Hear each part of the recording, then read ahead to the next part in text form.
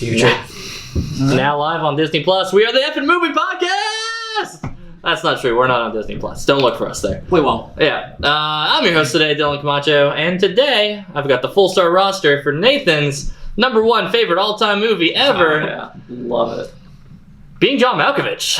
Need that 10 button we keep talking about. Yeah, that 10 button is going to be slapped more than once. Place your bets, everybody. Tune in after these little beginning credit parts that he's going to add in now. Dun, dun, dun, dun, dun. I probably won't. This is where we talk, kind of like behind the scene, the screen goes black, and we're just kind of Like a montage of us laughing. Yeah, we're all sitting together. Right.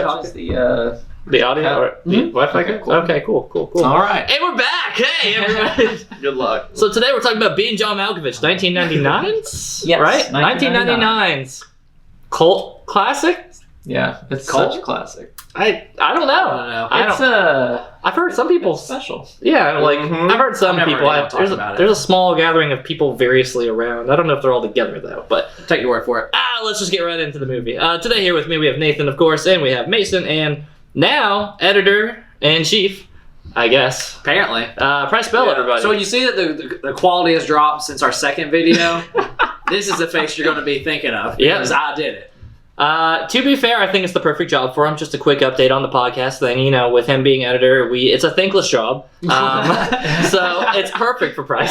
Talentless. Because he does extra work, and we ridicule for him for not doing quick enough. Pretty much. Yeah, so Nathan understandably said, well, okay, that's enough of that. So here we are. Anyway, welcome to the holiday season, if that's what time it is. Maybe it's summer. I'm wearing short sleeves. Maybe you'll never know. But I'm wearing a sweatshirt. Shut up, summer. Yeah. Shut up, beanie. All right, let's get into the movie. What are our thoughts? What are our first thoughts on it right away? Well, do we want to... Yeah, so we're doing the summary first. Nope, we don't need to know about this movie. Oh, it's so Listen, fascinating. here's what Being John Malkovich is about. Look at the title. You're there. Mm-hmm. I don't really feel a need to really... So, all right, brief summary, Nathan. Go ahead. It technically begins with this ship captain guy that builds this building that has a half floor for his very short wife. Yeah.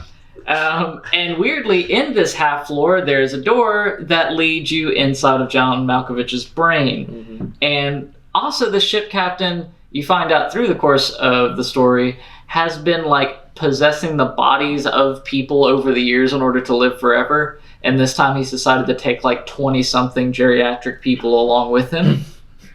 Anyway, that's just one of the many weird side issues going on with this story. But if you're going to do the main synopsis. The main thing, like the actual main story, is about this puppeteer and his wife who is... I don't know what she does. I don't remember what she does, but she just... You would think she's a vet or a zoo person of some sort. She must be, because she has a menagerie in their small studio apartment. I love the word menagerie. Yeah. You don't have to use Finally. that. I know, right?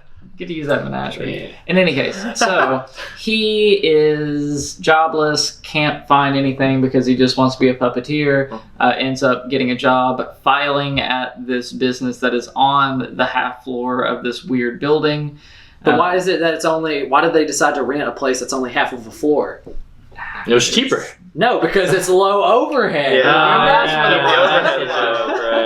They said that like 20 times in that scene. I'm telling you, I'm going to go ahead and spoil my part. Like, that was by far my favorite scene in the movie. When he first goes in there and just all the interactions that he has with everybody, amazing. But continue with the synopsis.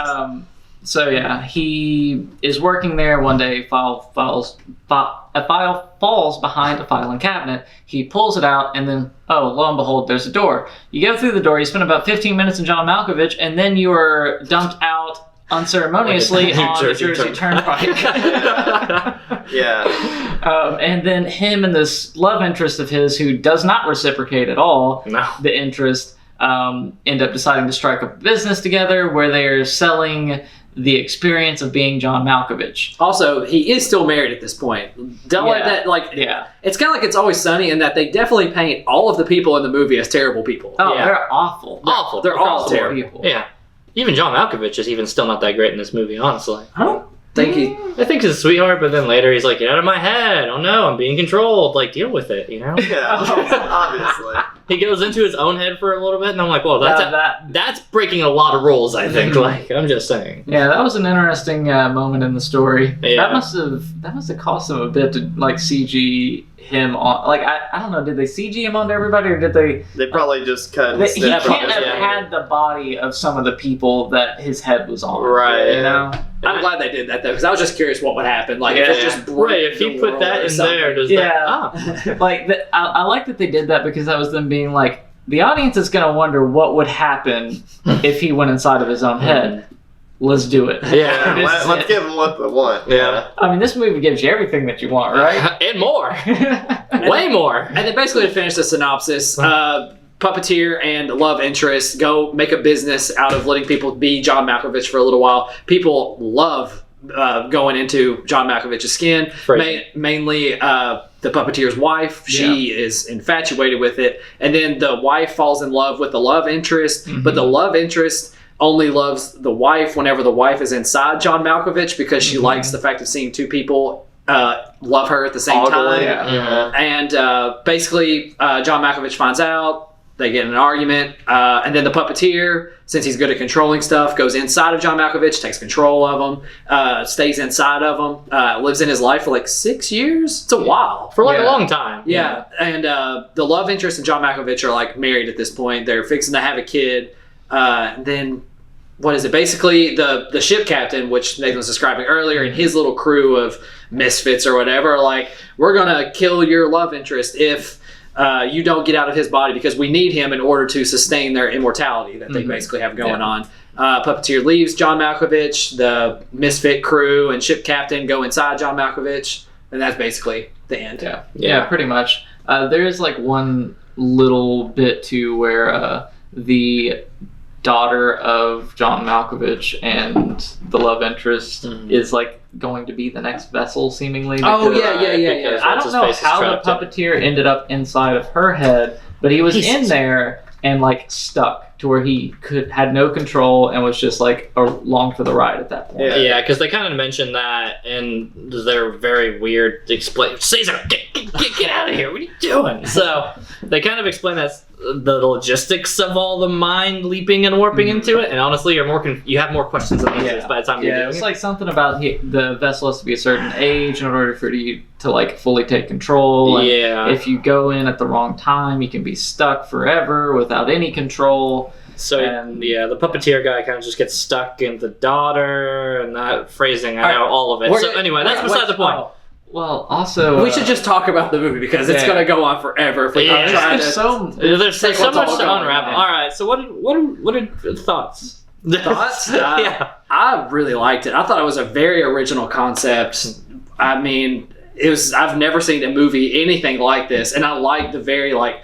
It's almost like dark humor. It's very like kind of, I guess, bland humor would be kind of like what it goes for. And again, as I said earlier, that scene where he goes into the half-level place where he goes in for the job, and the thing where the secretary or whatever is like, I can't understand you. What are you saying? And he's like, what? And then he goes in to talk to the boss, and he's like, yeah, I have this awful speech impediment. Whatever. He's like, you talk just fine. Yeah. You're fine. You're too kind. You're too kind. Flattery will get you everywhere. Yeah. It was totally very Tim and Eric humor in that way, without all the extra explosion to it. Yeah. It was 1999's version of Tim and Eric, where it's just subtle, flat. Like they're like, yeah, a terrible speech of it. What? Yeah, I hear you totally. Yeah. No, my name was Schmidt or something like that. He's like, no, my name's Schmidt, and she was like, No, he kept calling him Javier. Yeah. Yeah. Like, I'm not Javier. Yeah. Security. Yeah. So a lot of that interaction really early on into that scene, even just like getting into it, it's just like, oh, like Octavia Spencer is in the movie, like that was the best part. And she was just like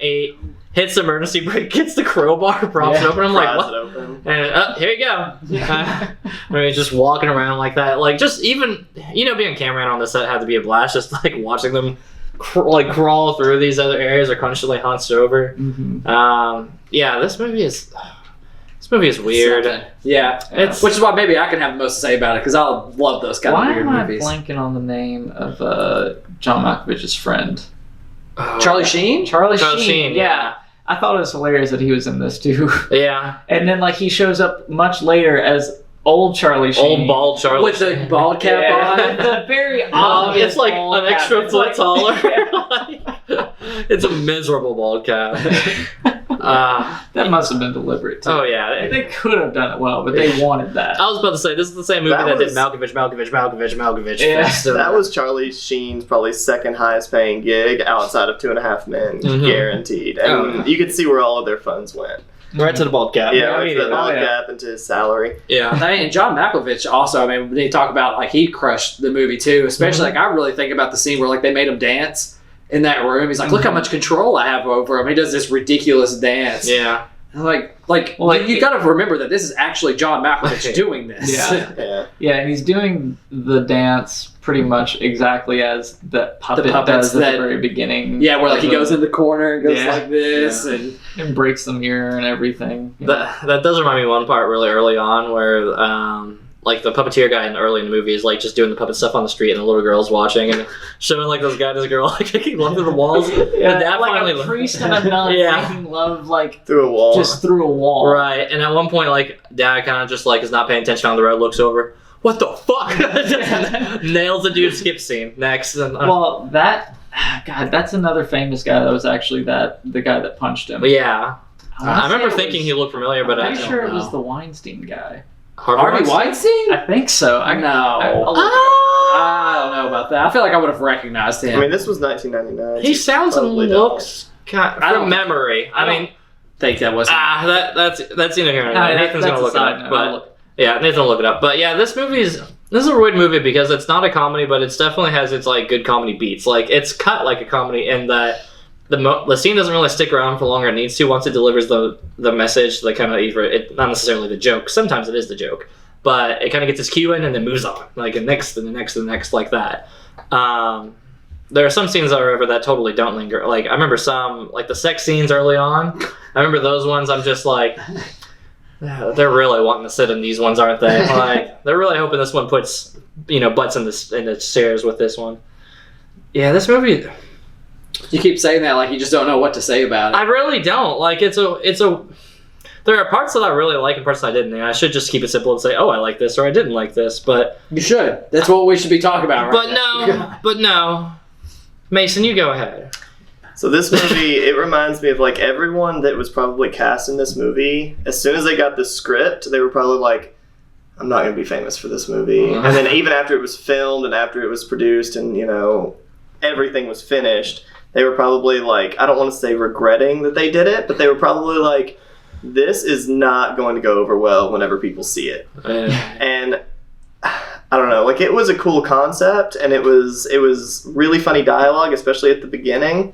Oh, Eric. Eric And Weinstein. Yeah, not Harvey. and Different Weinstein. Yeah, I probably just think that this movie, it delivers fairly well, but I don't know, I couldn't get completely on board. I've got a certain number in my head for the score. And then If you me and guys- Price are going to go into a closet, figure out what that number is, Yeah. and then give it a 10. Exactly. If you guys can somehow convince me to up it, then I will. Well, the thing that I took away most about the movie, I think, is the fact, like, it's almost like the grass is always greener on the other side, where everybody basically just wants to be somebody else, like, and especially somebody who's like in a higher position in society, like John Malkovich, who is like this famous celebrity, basically like have. So you're almost telling like the me one that a wants. puppeteer without any jobs is wanting to be someone of higher power? Price, quick Well, question. Obviously. you've also got that entire crowd that was paying to just Yeah, and like experience a moment of it. But it was always so mundane, whatever he was up to. It's not like he was up to anything interesting anytime somebody like 15 took minutes, control whatever of it was. Yeah. He was just like I think that's part of what they were doing too. Is like at one point he was like ordering a rug for his bathroom. Yeah. And And he had a everybody pamphlet just in front of him. loved the experience that they were having, just being him, even though he was not doing anything interesting. Nope. Yeah. it's because they just want to be somebody else, and just like because everybody always looks at other people like they have it better than them, Yeah, and right. they just want to like get that little snippet of their life, be like, oh, this is so much better, even though he's not doing anything wild, like he's reading a script or Yeah. ordering a rug or something like that. Everybody just wants to be somebody else, especially the puppeteer, who's very jealous of him because his wife is in love with him and his love interest is in love with him. So of course he'd want to take control of him and just be him. Yeah. This is definitely a movie that kind of does a good portrayal of sitting here and saying, even people in high society and stuff like that, I mean, they still live day-to-day lives. And I think this is a good commentary on life with social media involved, so to speak. Where Did you see this on Reddit? No, I really because it was actually on the front page of Reddit after Nathan picked it. I was gonna be like, you all should actually see this. It was like on our movies, and it was like being John Malkovich is a good commentary on like social media and stuff today. No, totally. All right, tell me how much I don't remember because I didn't. I looked at the comments, didn't read the article. Likely, where it was going with it is that. So the easiest way to describe social media is just a highlight reel for your life, and everybody feels as though that it's not like, oh, my life sucks if they're going on social media. People are traveling, people are graduating, people are doing it, and we all feel like these in blinks and moments, but we live our mundane life day to day. And I do think that this kind of does that parallel to say even people in high society and living this life still live day-to-day stuff. It's just him walking around, eating dinner, ordering stuff. Like, John Malkovich's life, really, the stuff they show is never really super interesting. Even the scene, honestly, probably one of my funnier scenes is him getting into the taxi cab. Yes, I was just going to quote that. And he's just like, oh, yeah, ain't you that famous actor? Yeah, oh, yeah, weren't you in the war movie? I thought it was a Jewel movie. Jewel Thief movie, yeah. Jewel Thief movie. And he's like, no, I've never played a Jewel Thief. Oh, well, yeah, well, whatever. Anyway, so it just kind of like keeps moving along. And then they keep talking about like, it's John Malkovich. And they're like, who? He's like a very upstanding actor. Yeah. He's like, what's he been in? Yeah, I don't know. He's in that Jewel Thief movie. They say Jewel Thief in this movie probably 5 or 6 times. Yeah. And they're, oh yeah, I loved it when you play. The one guy was talking about. He's like, oh yeah, you played that retard before or something like that, right? Which 1999 language is just bleeding through. And I was just like, oh yes, that was it. I was just like, oh, I have a cousin that, and just such like the most cookie cutter conversations you can imagine. That part I thought it was really well, and something you mentioned earlier as well. The premise of this movie is totally original in the fact that it was just like, this is this very meta, very off the wall concept where they were like, we want to have a sci-fi movie, but we want it grounded in realism, and we want this one actor to be extra famous for it. I know John Malkovich because of the movie John Malkovich, but if you had asked me, oh, what's John Malkovich been in? Other than this movie, I'd be like, I have no idea. Con Air. That's the only thing I know. He's Cyrus the Virus in it. He's in Bird Box. Bird Box? I don't watch that movie. Yeah, he's in Bird Box. Like when it does that flashback when they're in the house together or something. Oh. Him and the main character. Yeah, he has a shotgun. Yeah, he's got a shotgun. Watch our review of Bird Box to find out more about that. And that was like 20 years ago. We won't have one. We won't. Bird Box wasn't that good. Watch The Happening. It's M. Night Shyamalan's second worst movie. So why are we telling them to watch it? That's way beside the point. But yeah, it's the same movie. This begs the question now. This isn't the segment by any means, but this is a question I thought of while I was watching this. In our lives of remakes and stuff like that, who gets picked to be a remake in this? This movie gets made today. Who gets picked for that? The John Malkovich role? Yeah, who's like? Or do Matt we go? Damon. Honestly, I think Ryan Reynolds, but yeah, I'd see Matt Damon on that. I don't know. I feel like John Malkovich is kind of obscure, though, and I think that's half of the joke. Super obscure? Yeah. Right. Not in the 90s, though. Not in the 90s. In the 90s, you're right. 90s is huge. We don't have a pulse on saying, like, at 9, I had no idea how popular John obviously he's not that famous. No one in the world knew who he was. That was the joke, though. That was the joke in the movie. Yeah. I thought it was all right, so... All right, let's take away the big name actors. I guess who is a more kind of obscure actor that'd be like, oh, we could pick this one. And then Miles Teller. No, he's too young. Probably too young, but I get where you're going. I don't know. I have to think about that too long. Like a more obscure actor or soming. Yeah, I don't know. The main singer guy from the opera movie. Oh, the leader of the corporation or whatever. Go real obscure there. Oh, yeah. I mean Giles from Buffy the Vampire Slayer. Yeah, sure. Or Giles. Giles, yeah. This question sucks. Let's move on. Put your answer in the comments below. Yeah. Anyway, so I don't know. Other thoughts and all that stuff. I didn't like the love interest. I thought she was the most just forced character, and like you couldn't relate to her at all.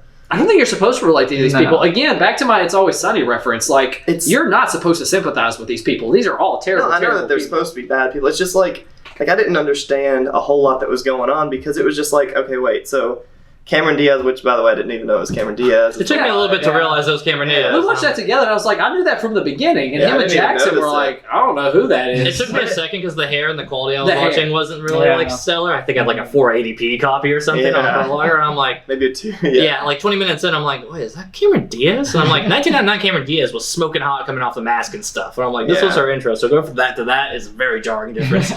Anyway, beside the point. Like, I know that this was probably a huge role for oh gosh, what's his name? The main character. John guy? Cusack. John Cusack, yeah.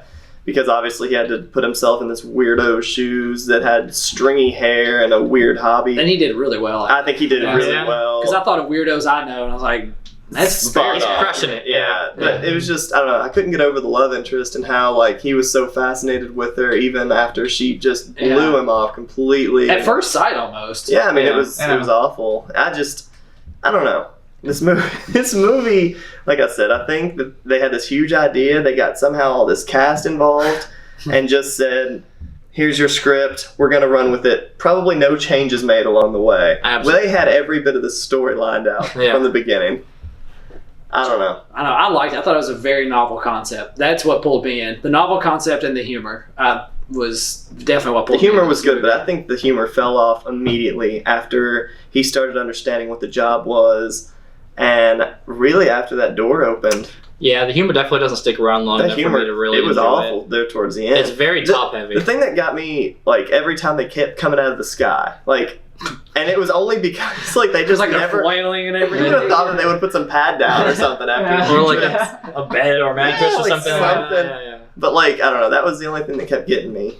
That humor at the beginning, I'll agree with the secretary, Octavia, whatever. Octavia Spencer. Like, that whole first part, I was just sitting there, just fixed on it. Like, something's gonna happen. But that kind of sucks you into the movie. It does. But it does kind of go with... What do you say about tempo? That's exactly what I was going to say. I was like, it does kind of work against me, though, because I always say, like, the beginning of the movie needs to set a precedent for the rest of the movie, and what's started at the beginning needs to keep that same kind of tone throughout the movie. And humor might be hard to do. But can it also be said that the story is just like a downhill slide, so it would make sense that it would start kind of funny, but then things can fall off. But I still think there's something to be said about being able to implement comedy without it being, like the obvious jokes that you kind of get in the beginning stuff where it's just, like miscommunications or stuff like that. I mean, there's a lot of times where I could sit there and find hilarious moments in drama just because the situation is just so, like, grounded and absurd, but the tone is so real that you're like, oh, this is uncomfortably funny. Like, you're like, oh, because I'm feeling it for the character. You're like, oh my god, I could not imagine being in that situation. And I think they could have took that direction at least a time or two with that on the downhill slopes on it. At a certain point, it just kind of, they're like, it's 1999, so we need to have an action scene in this movie. Let's have her chase her through all of the John Malkovich memories and start blasting at her. Like, I almost forgot about that. I didn't. That was cool. That was interesting. No, I kind of dig the idea because this was like I don't know, whatever Nolan brother was like gonna write Inception down the road. Like you watched that one part of the movie. No, the brother who writes it. It's not Christopher. It's the I don't know. Whatever his name is. So doesn't matter. Yeah, put the comment below. You'll tell me what it is. Put it in the live feed. So don't want to look on IMDb. Yeah, whatever. So Nolan's brother, not Christopher, but his brother wrote in script or Inception. Nolan North?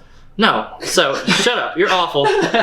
So anyway, you could tell that for me, it felt like you just watched like 10-minute clip of this whole movie where it's just like him going through subconscious and all that, like when they're just doing the fights through it and you're seeing like him being traumatized as a kid or him watching his parents have sex and him sniffing panties, like John Malkovich moments, and then like they all like leap out of it said and done. He's just like, I want to make a whole movie of that concept.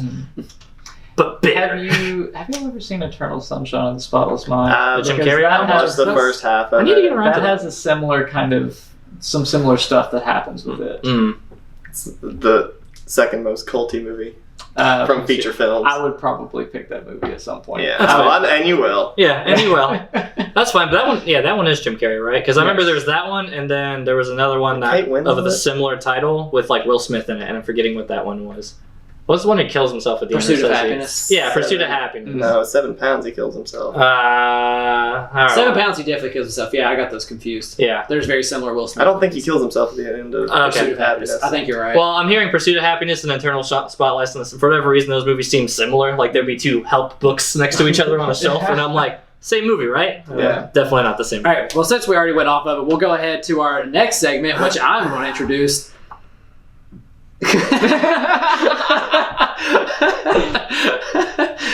Basically, thick, thin, or just right length of movie. If it's too long, thick, thin, need more, fit, it's just right. Just right? It's perfectly fit. You animal. Get it right. If you're going to steal this segment from me, just do it right. It's thick, thin, or perfectly fit. Welcome to the segment of the show where we talk about if the movie is too heavy, if you would add some stuff on, or if it's just right for the runtime. Yeah, but I did it right. Why don't you go ahead and let us know? I feel like I usually like you guys weighing in a little bit more before I make my call because I don't think about this too much. Yeah. Oh well, I thought it was perfectly fit. Did everything I wanted to. I'm not saying it's a perfect movie because I'm not going to give this a 10, even a 9. But again, I thought it was just right. It was just what I wanted. The length was just fine. I never felt like a slog, unlike one movie that we'll be talking about next week. Go ahead, Mason. Okay, so I think this movie I haven't even watched it yet. I don't know. Fat. This movie is fat for me. I don't, as far as like what I could cut, I don't think you absolutely need the love interest with like the wife. Like, to this, that's a pretty massive part of the movie. But whenever I see the like that triangle, you could almost call it a square because of John Malkovich. If you want to, if anything, I would cut the. I don't know. The wife, not the love interest. No. I agree. You're right. The wife is the weird part here. You can maybe get away with it. Because the wife just. But I like loving. The weirdness is great. The fact that after she's been in John Malkovich, she decides also that she wants to be a man. She wants to have a sex change. Mm-hmm. Like all that stuff. I think that is all great. Like I love all the weirdness in this movie. I mean, and it almost kind of culminates in the scene where the love interest comes over to their house and she's in the middle of them and they both kiss her. And like they both just attack her at the same time. And she's like, "What are you doing? I'm never gonna like you. You're weird." It's just like, I only like you when you're in John Malkovich. It's like, it just looks at her like, "What?" And then you're looking at her like, "What?" Yeah. I don't get it. I just like the weirdness. You didn't like Foxcatcher. It's when the wife is in love with the love interest, like that's fine. But then it's almost like you force it through John Malkovich and all this stuff. I'm just like, I could have done without all that. Like it's like you guys are saying, it's just the extra weird factor, and it's like it doesn't have to be though. It just doesn't have to be that extra factor. I don't understand. This is a weird. It is a weird movie, yeah. so maybe this is where it belongs. If you don't like weird movies, this is not going to be for you. Because I think all that makes that's sense. where I'm leaning towards. From the man who brought you Raw. Yeah, exactly. Mason is not a Are big you fan of weird saying movies. that Raw has a more complex and weird storyline than this one? No, I'm Not saying as they're both complex, weird but movies. weird, yeah. More not weird as or less complex. weird? Oh, weird. It's That's a segment. weird. Definitely less It weird. is less It's just a weird. I don't cannibalistic know. movie. Well, It's a family of cannibals. Yeah, That's pretty weird. on paper, it's less weird. In execution, I don't know. Just that crunch when she eats the finger, I think is Ah, what everybody's yeah. thinking. Go ahead. So, this movie's a little fat.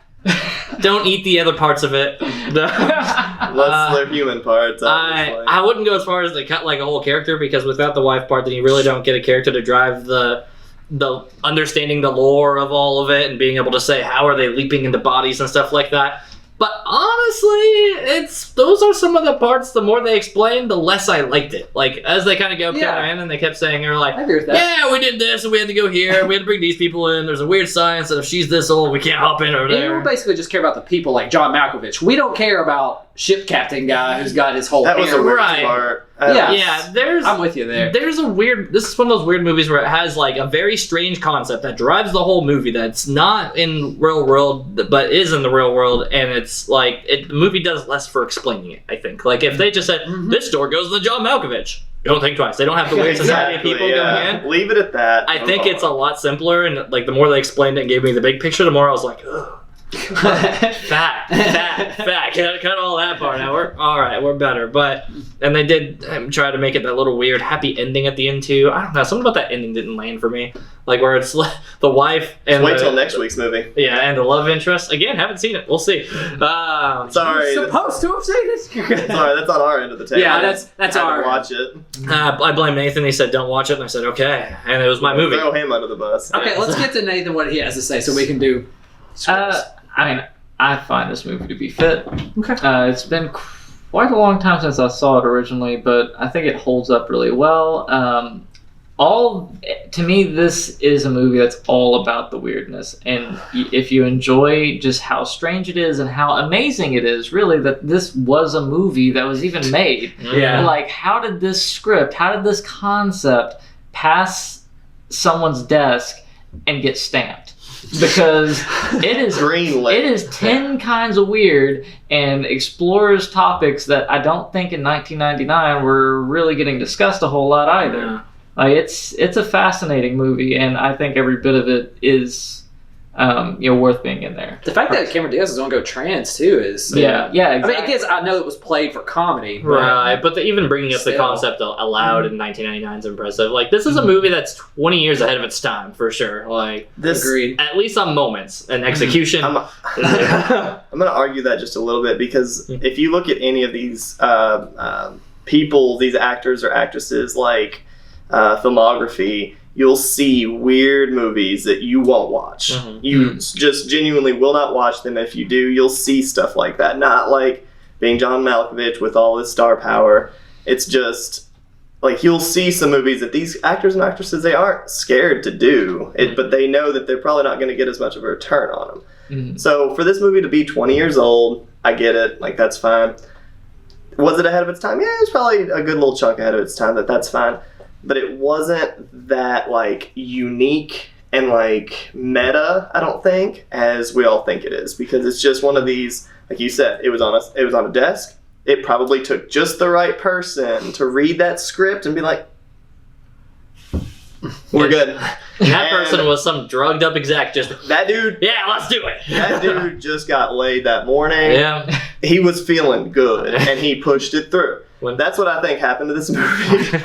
And like I said, its star power is what gets me the most, because it's got a hella good cast. John Cusack in 90s sounds like it's like a pretty Cameron Diaz in the 90s. Charlie Sheen wasn't doing anything, but I'm sure he was Charlie Sheen was real popular in that time, but again, they were all like, yeah, I could pay a mortgage with this. Sure, why not? Buy some more drugs. Yep. Poor Charlie Sheen. Why am I saying poor Charlie Sheen? He did all the drugs. Fuck Charlie Sheen. He's better off. All right, so let's get into scores. Price, lead the way on this one. Okay. I'm gonna go 7.5. 10 out of 10. So close. 7.5. I thought it was better than average. I definitely disagree with Mason's point of like it's only getting by on uniqueness, when I think that's one of the core tenets of the movie is how unique it is. I've never seen anything like this movie and loved it for it. Comedy was good. I enjoyed the story itself. Again, this will be the third time I've mentioned it, but it's just like It's Always Sunny. Like, in the fact, like, you don't like the characters and they're just doing humorous things and you're not supposed to like them. And It's Always Sunny is like my second favorite show of all time. So, makes sense for me. So, 7.5. Gotcha. This movie is super campy, at times. That's what I would describe it as. Unique, sure. I've seen a ton of movies that don't quite hit the box office, but, you find them elsewhere, B movies and stuff like that also have some weird characteristics. To quote Call of Duty, give us the number, Mason. Give us the numbers. So I had it as a 6, but I have been swayed away from that. I think I'm going to have to give it a 5. I don't. That's abysmal for him. I know, and it's not a hard 5. It's just not good. Can you put parentheses on the score? Soft 5. A 6 normally means like, all right, I'm all right that I watched that. Like, I'll never watch it again, but I don't think I wasted my time with it. 5 only because I think if it weren't for this group having to have watched it, I would not have watched it ever in a million years, nor did I enjoy it as much as I thought I would. Nathan, your movies are either like 8s or bust for me, and this was just not one of them. Yeah. It just wasn't quite one of them this time. So that's it. Nathan doesn't believe in the middle ground, my friend. I know. I either love the hell out of I make ambitious choices. You shoot for the stars. Yeah, the risk you fall, you land on the clouds. I can't think. None of them have hit stars for me. Oh, there's so many. I like the Fifth Element. I like the opera movie. Okay, Vendetta, obviously, but I loved Way Before Me. Yeah, there's some good ones that he's picked. It's just not this one. This one won't be on that list. Yeah, I'm not gonna stray too far off Mason's score on this one. This one is like very solid 6.5 for me.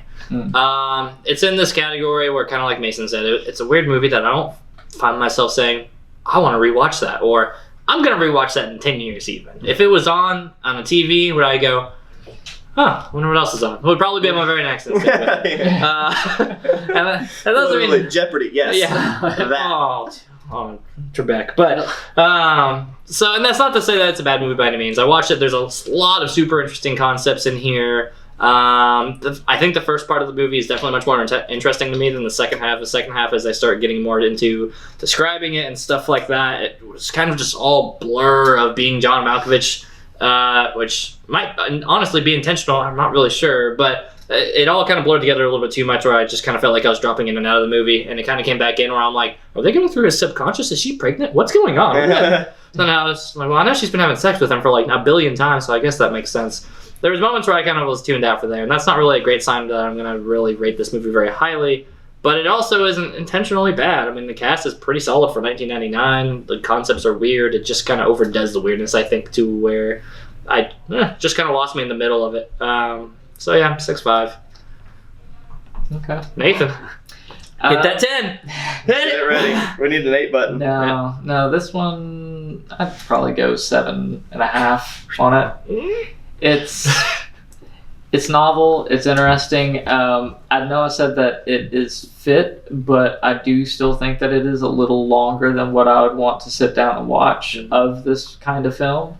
So, it was kind of losing me a little bit too as it just kept going and going. But I don't think there's anything that I would find worth cutting. So, I don't think I'll watch it again either. Yeah. But it's still, I think it was a solid film. I enjoyed watching it. I'm glad that I just, I barely remember that movie. And I just plucked it out of the depths of my memory. And I was like, this one. Yeah, I feel that. Can't wait for you to pick Look Who's Talking next as a movie. It's just like, I remember this movie a little bit. I think John Travolta was in that one. Well, let's watch it. Yeah. But anyway, those are our scores kind of going across the board. So all that's left is leading into that last segment of what are we talking about next week? Actually, next week. Because I didn't want to lie when I said that. I want to be real. So, Dylan, why don't you talk about what's going on next week? Thanks, Dylan. So, I was about to answer. Also, we got to pick our movie of the... I'll get there, Bryce. It doesn't seem like it. I'll get there. I will usurp you. And you'll do it wrong. So, anyway, next week we're going to be talking about No Country for Old Men. I picked that. I haven't watched it yet. I haven't watched it ever. Have you not? No, I haven't. That was a totally one. That's one I was just like, I haven't seen it. So that's why I threw it in there. It was Just the like only Hell or one High that's Water. seen it. You'll like it. Oh, great. Perfect.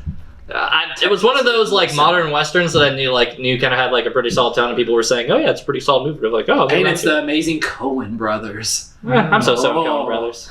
I didn't know that going in. Literally, it's like Hideo Kojima. Everybody just you say that name, everybody's like, "Oh, they poop gold." One of these days, I'll understand the reference. I haven't been able to find stuff that I really. They'll get there. But anyway, before we wrap up this whole video, we're gonna get into the review of the month and see which is our favorite pick from this one. So, Mason, what are our picks for this month? We have your movie, which was Silent Hill. Mm-hmm. Mine was 10 Cloverfield Lane. We had Price's Monty Python, and then Being John Malkovich. Yep. Mm-hmm. So, Nathan, lead the way. Yep, you're going first this time. We already know he's going to pick, and probably what he's going to pick.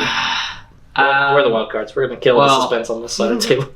I'm definitely going with 10 Cloverfield Lane. Mm-hmm. That was such a good movie. Yeah. I love Silent Hill. I own a copy of it. I think it's a great movie. Yeah. But 10 Cloverfield Lane was just such a fantastic suspense. Yeah. Thriller, sort of on the edge of your seat, but sort of not. Mm-hmm. Yeah, it did such a good job of basically getting you to understand what that what do you call it whenever it's Stockholm syndrome. Stockholm syndrome. It gets you in to I could see how I would. Maybe this guy's not so bad, Yeah. Oh yeah. I want such a good movie. Since he's talking about that, I'm going to go ahead with mine because it kind of leads into mine. 10 Cloverfield Lane, that was going to be my pick. Uh-huh. It really was. It's just, I don't know if y'all remember that conversation. That last 10, 15 minutes. You mean the alien? You mean the Cloverfield? I hated the that Cloverfield part of the movie. I hated that part. She throws a Molotov cocktail down an alien god's Price throat. just wants to watch 10 Lane, none of the Cloverfield. Yes! Exactly. I would have picked that easily. But, I'm going to have to go with Monty Python Holy Grail because I could watch that again tomorrow. We're done. I love Well, that's it for everybody. We'll see you next week. I don't get it. But, I love that movie. So it's gonna be hard. That's why even his movie didn't get close. Like is saying something because I like both of y'all's movies a lot. Silent Hill, just horror's not my thing. Yeah. So yeah, Monty Python. Taking it back. So I just got a good transition, so I thought this comes real close for me. I'm gonna give it a 10 Cloverfield Lane on this one pretty handily.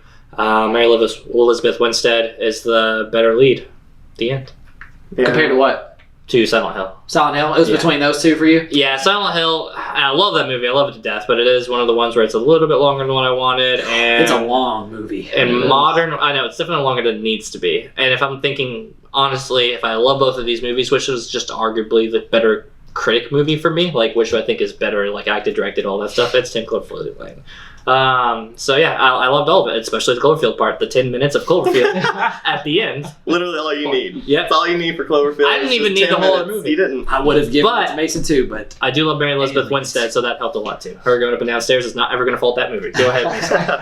I'm gonna actually go to Silent Hill. Yeah, it had the gore, it had the scariness, it had the gore. I loved all of it. Yeah. I liked the crazy universe that it threw you into, literally. Damn, it's Silent Hill just took the winner. Yeah, it's like I like mine too. It's just like Silent Hill is one of those like like I just want something that's actually gonna like terrify me. You like gore a lot too. Yes. Yeah, you do. More blood, the better. Watch our review of Raw because we aren't. Watch Raw because we aren't. Is what you meant to say there. Yeah. I hate that Mason has probably won these the most, and I hate it. And to quote Breaking Bad, like he can't keep getting away with it. But he can. I hate it. Me and Nathan just keep giving him the trophy. Yeah, here you go, Mason. You gotta read your audience, man. Yeah. Don't pick Monty Python and the Holy Grail. Everyone loves that movie. You want to try that? Everybody. Yes. But your co-host. This side of the room likes it. Yeah. Anyone wearing light red? Yeah. Yeah, my face is matching my shirt right now. Maria. Really hot. I'm sure you're upset too. No, I'm just hot. That's what you get for wearing a hoodie in summer. Yeah. Okay. Anyway, guys, that's our show. Be sure to check in next week where Price is going to be doing all the editing, putting stuff in there. Make sure to tune in for No Country for Old Men. There we go. No Country for Old Men. Yep. That's right. Yep. Bye. That's it. Bye, guys. Price, cut this right here. Yeah. Now, cut it. Cut the movie. Right now? Right now. Cut the movie, Price. That way he has to. Cut the movie, Price.